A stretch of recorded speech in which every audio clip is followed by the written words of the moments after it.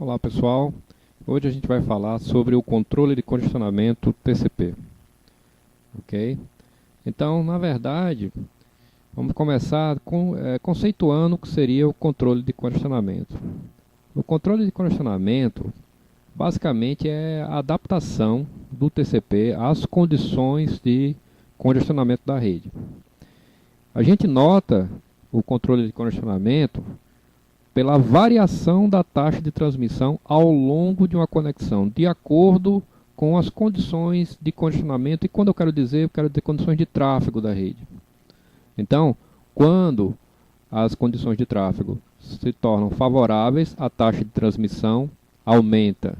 Quando as condições de tráfego se tornam um pouco menos favorável ou a rede enfrenta um certo congestionamento, a gente vê a taxa de transmissão diminuindo. A gente vê muito isso quando a gente faz o download de arquivos via FTP. A gente vê que ao longo da conexão a taxa de transmissão varia muito. Isso aí é o controle de congestionamento TCP atuando. Para a gente compreender como é que essa taxa de transmissão varia ao longo do caminho, né, ao longo do tempo, a gente precisa de alguns conceitos preliminares. Por exemplo, nessa figura aqui da esquerda, nós vemos três segmentos sendo transmitidos.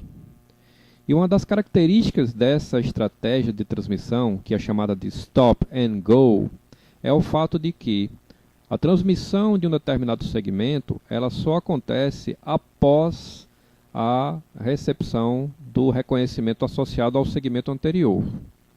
Então, o segmento número 2 só é transmitido após a chegada do reconhecimento associado ao segmento número 1. E a mesma coisa vale para o segmento número 3. Ele só é transmitido após a chegada do reconhecimento associado ao segmento número 2. É muito bacana essa forma aqui para a gente visualizar a transmissão do segmento e a recepção do seu reconhecimento associado, né? Só que essa forma aqui, ela não possibilita a obtenção de uma taxa de transmissão elevada, mesmo se as condições de tráfego da rede permitem que aquela taxa de transmissão seja atingida. Então, na prática, o que nós vemos é a figura aqui da direita. É a transmissão de segmentos em rajadas. E quando eu falo transmissão em rajadas, eu estou querendo dizer o seguinte, estou querendo dizer que um determinado segmento é transmitido logo em seguida ao anterior, sem que se espere pela recepção do reconhecimento associado àquele segmento.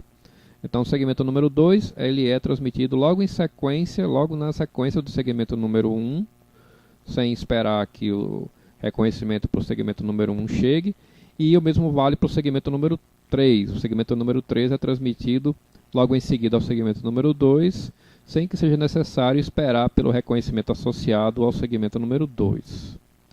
Então, se você bater o olho aqui, você percebe que a transmissão em rajadas ela é mais eficiente, ela consegue uma taxa de transmissão mais elevada do que a stop and go, simplesmente pelo fato que você vê aqui que num curto intervalo de tempo, os mesmos três segmentos que foram transmitidos aqui via stop and go, são transmitidos em rajadas, né, de uma maneira muito mais rápida. Então, nesse ponto aqui, a gente chega nessa questão. Qual é o tamanho ideal de uma rajada de segmentos? Alguém poderia chegar e dizer assim, não, quanto maior for o tamanho da rajada, melhor. Só que isso não é verdade. Por quê?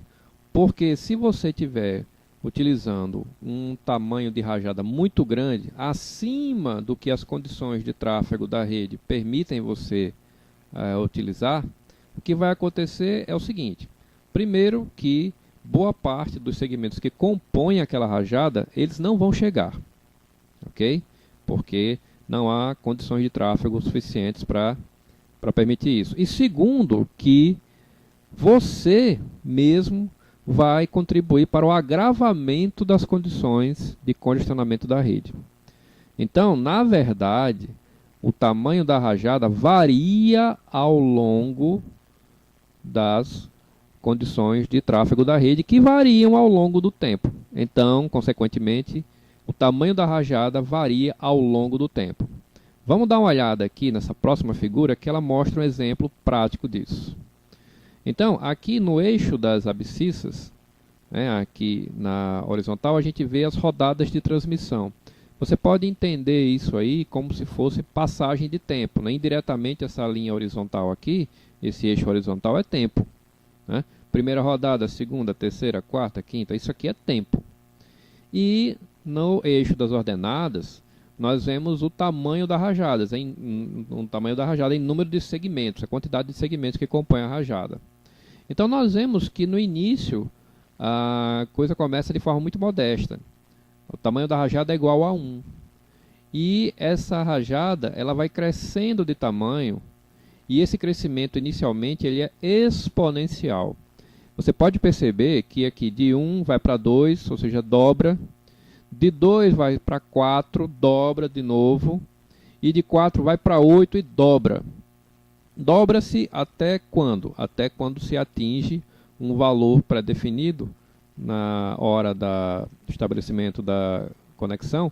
E esse valor pré-definido é chamado de limiar. O que acontece? A partir do limiar, a rajada ela cresce de tamanho, continua a crescer de tamanho. Só que esse crescimento é um crescimento mais modesto, ele é um crescimento linear. Então, por exemplo, aqui de 8 passa para 9, de 9 passa para 10, 10 passa para 11, por aí vai. A rajada vai crescendo de tamanho até quando? Até que ocorra uma perda de um segmento que pertença àquela rajada. Como nós vimos na aula sobre controle de erros, o TCP ele percebe a perda de um dos segmentos transmitidos através de uma de duas maneiras. Ou ele percebe através da recepção de 3 reconhecimentos duplicados, ou ele percebe através da expiração do temporizador de retransmissão. O que acontece? No evento de uma perda, fatalmente a rajada vai diminuir de tamanho. Só que ela vai diminuir de tamanho para um tamanho que vai variar de acordo com a forma com a qual aquela perda foi percebida. Quando a perda é percebida pela recepção de 3 reconhecimentos duplicados, como acontece aqui na 14ª rodada, com um tamanho de rajada igual a 18, o que acontece é o seguinte: a percepção da perda nesta forma vai fazer com que a rajada diminua de tamanho para metade do valor na qual aconteceu a perda. Por exemplo, aqui no nosso caso, a perda aconteceu com tamanho de rajada igual a 18. Então, a rajada vai diminuir de tamanho para 18 sobre 2, 9. E esse aqui é o novo valor do limiar. E a partir do limiar, o que acontece? Acontece como aconteceu aqui. O crescimento é sempre linear. E o que vai acontecer? O crescimento vai ser linear e fatalmente vai chegar uma hora que vai acontecer uma nova perda. Essa nova perda aconteceu aqui na 20ª rodada, com um tamanho de rajada igual a 14. Ok? Perceba aqui que nesse caso a perda foi percebida pelo TCP de outra forma, não pela recepção de 3 reconhecimentos duplicados, mas nesse caso pela expiração do temporizador de retransmissão. O que acontece nesse caso aqui? Acontece que a janela cai bruscamente, ela cai para 1. Ela cai para 1, só que ela volta a crescer. Ela volta a crescer exponencialmente até que se atinja o quê? O limiar. O novo limiar é sempre metade do valor do tamanho aqui da rajada onde aconteceu a perda. Então, aqui a perda aconteceu com tamanho de rajada igual a 14. Então, o novo limiar vai passar para 7. Então, é por isso que ele cresce de 1, depois dobra para 2, de 2 dobra para 4, de 4 dobraria para 8. Mas, pela limitação aqui do novo limiar, a gente chegou em 7. E a partir do limiar, o que acontece? Bom, como a gente falou até então, a partir do limiar o crescimento ele é linear. Então aqui a gente marcou até a 27ª rodada, tá certo? Tudo bem? Agora o que vai acontecer mais para frente? Bom, vai acontecer que vai haver uma perda. Aonde é que vai acontecer essa perda? Bom, não sei, né? Por exemplo, aqui, perceba que essa segunda perda aqui, ela aconteceu com um tamanho de rajada menor do que o tamanho de rajada que aconteceu a primeira perda. Não é verdade? Então, aqui com 14 e anteriormente com 18. Por que é que essa perda aconteceu com um tamanho de rajada, de rajada menor? Bom, é simples, porque nesse caso aqui, o que aconteceu foi que a rede estava mais congestionada aqui do que aqui. Por isso que não se conseguiu chegar num tamanho de rajada tão alto como aqui. Então, na verdade, é imponderável a gente saber aonde é que vai acontecer essa perda. Vai depender se a rede está mais ou menos congestionada. Ok? Então, basicamente, essa é a dinâmica do tamanho da rajada, né, ao longo do tempo e ao longo das condições de tráfego variantes com o tempo. Tá certo?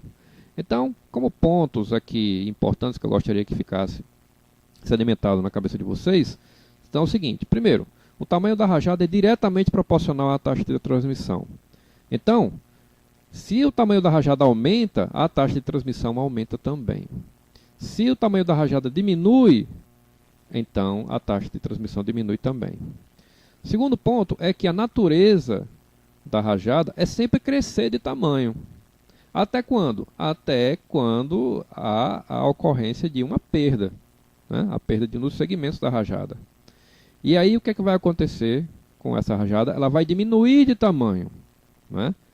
Ela vai diminuir mais ou menos a depender da forma como aquela perda foi percebida pelo TCP, né? Mas o que é importante também é que não importa para onde ela vai diminuir, a natureza da rajada é a de sempre crescer. Então, mesmo que ela diminua, ela vai voltar a crescer novamente. Tá certo? Então, é assim, é um mecanismo bonito, elegante.